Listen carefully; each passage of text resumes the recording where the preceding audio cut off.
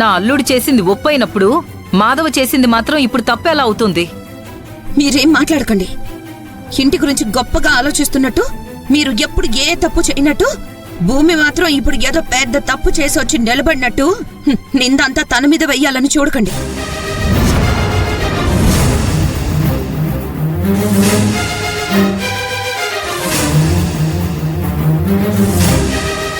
దయచేసి నా కోసం మీరెవరూ వాదించుకోవద్దు.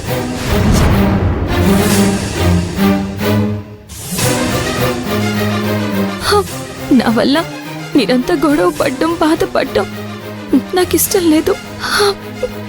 నిజానికి నేను ఆ పెళ్లి ఆపడానికి వెళ్ళాను, అంతేకాని శౌర్యకి, సిద్ధార్థకి పెళ్లి చేయాలనే ఉద్దేశం నాకెప్పుడూ లేదు.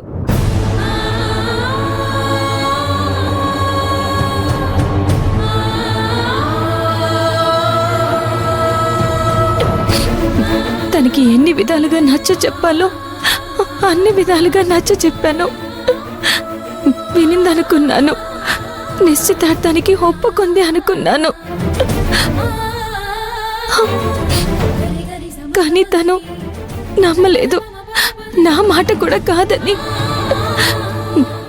ఆ అబ్బాయితో పెళ్లి ఏర్పాట్లు చేసుకుందన్న విషయం చివరి క్షణంలోనే నాకు తెలిసింది.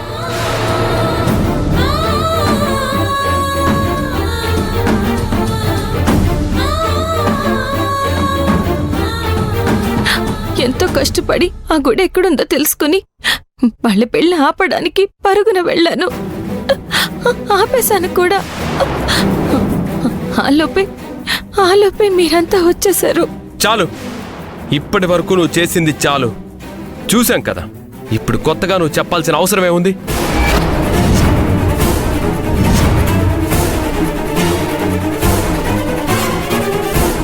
జాగ్రత్తగా వినండి, ఇంట్లో అందరికీ చెప్తున్నాను.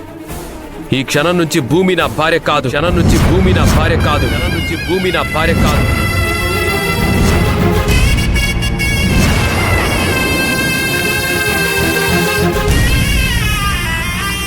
లేదు, తను తప్పు చేసినా పర్వాలేదు, ఈ ఇంటి పరువు తీసినా పర్వాలేదు, మేము నెత్తినే పెట్టుకుంటామంటారా? సరే, పెట్టుకోండి, అది మీ ఇష్టం.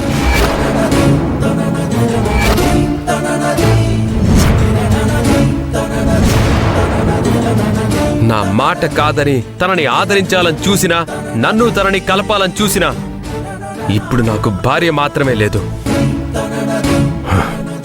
తరువాత ఈ కుటుంబం కూడా ఉండదు. ఈ కుటుంబం కూడా ఉండదు. కుటుంబం కూడా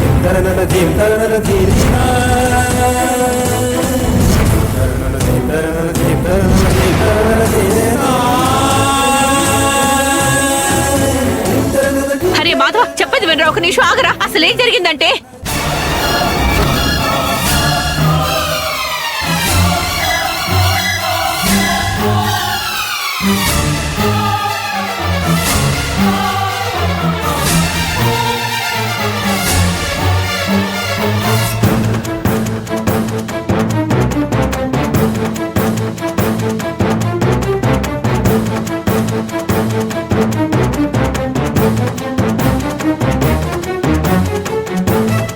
మహా, వాడు నోరు తెరిచి చెప్పాడు, మిగిలిన వాళ్ళు చెప్పలేకపోతున్నారు. వాడి అభిప్రాయమే ఇంట్లో అందరి అభిప్రాయం.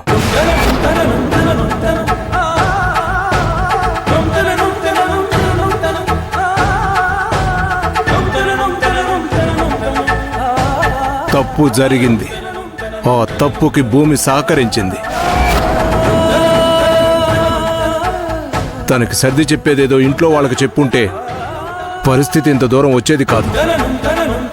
కాబట్టి వాడు అన్న దాంట్లో తప్పేమీ లేదు.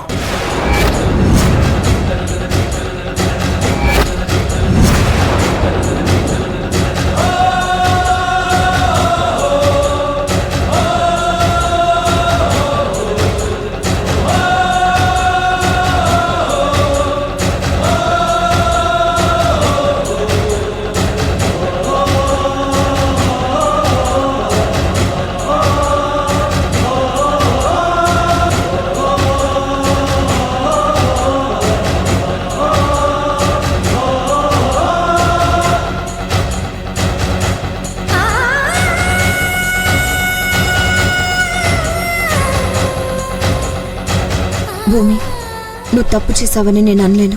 నువ్వు ఏ తప్పు చేయవని నాకు తెలుసు. ఏం జరిగింది, ఎక్కడ పొరపాటు జరిగింది అనేది తర్వాత మాట్లాడుకుందాం. ముందు నువ్వు లోపలికి వెళ్ళావు. అది కాదు వదినా.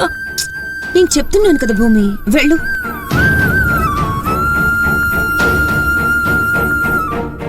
మహా, భార్యాభర్తల మధ్య మూడో వ్యక్తి మాట్లాడకూడదు అంటారు. అందుకే నేనేం మాట్లాడలేదు. నువ్వైనా మాట్లాడకపోవటమే మంచిది. ఎన్నో సంవత్సరాల తర్వాత తల్లివి కాబోతున్నా. ఇల్లు ప్రతిక్షణం ఇలా గొడవలతో ఉంటే నీ ఆరోగ్యం ఏమవుతుంది? పుట్టబోయే బిడ్డకి ప్రశాంతత ఏముంటుంది?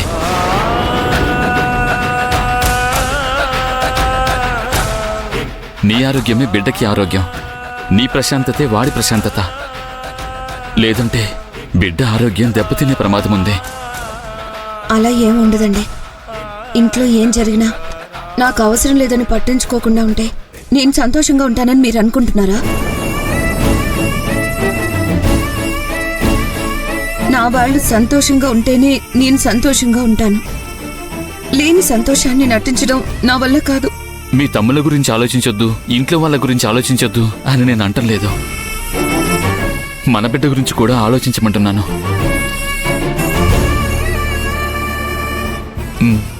వెళ్దాం పద.